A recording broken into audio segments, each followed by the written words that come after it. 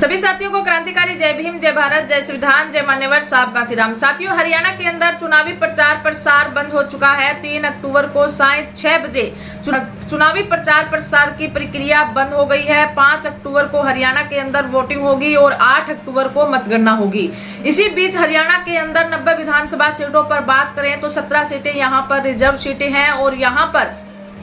Azad Samaj party और जननायक जनता party गठबंधन में चुनाव लड़ रही है। वहीं पर आजाद समाज पार्टी की तरफ से राष्ट्रीय अध्यक्ष चंद्रशेखर आजाद जी हरियाणा की राजनीति के अंदर काफी सक्रिय नजर आए और जिस तरीके से पार्टी का जो विस्तार उत्तर प्रदेश के नगीना से सांसद बनने के बाद जिस तरीके से उनकी पार्टी का विस्तार हुआ, जम्मू कश्मीर के अंदर जो चुनाव हुए वहां पर आजाद समाज पार्टी ने चुनाव फाइट की, उनके प्रत्याशी वहां पर उतारे गए। इधर उत्तर प्रदेश के अंदर 10 विधानसभा सीटों के उपचुनाव है, इनको लेकर भी चंद्रशेखर आजाद जी काफी एक्टिव नजर आ रहे हैं, सक्रिय नजर आ रहे हैं और जो प्रत्याशी हैं उनके 10 की 10 सीटों पर चुनाव फाइट करेंगे। हरियाणा की राजनीति के अंदर भी चंद्रशेखर आजाद जी ने कदम रखा और यहां पर जननायक जनता पार्टी के साथ उनका गठबंधन हुआ। अलग अलग विधानसभा क्षेत्र में चंद्रशेखर आजाद जी की जो भूमिका रही, जिस तरीके से वो हरियाणा की राजनीति के अंदर सक्रिय नजर आए, अलग अलग विधानसभा क्षेत्रों में उनकी जनसभाएं की गई, रैलियां की गई, वहीं पर जो रोड शो भी किए गए और धरातल लेवल पर जाकर वो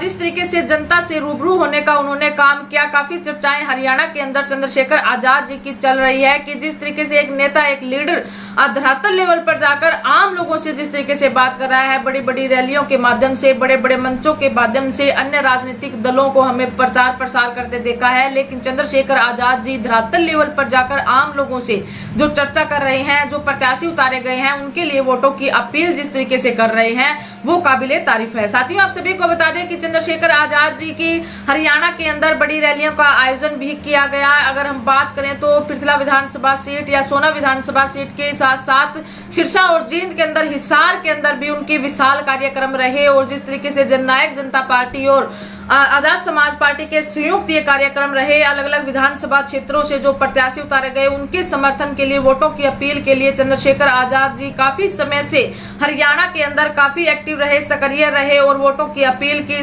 जिस तरीके से आजाद समाज पार्टी और जननायक जनता पार्टी की तरफ से जो मैनिफेस्टो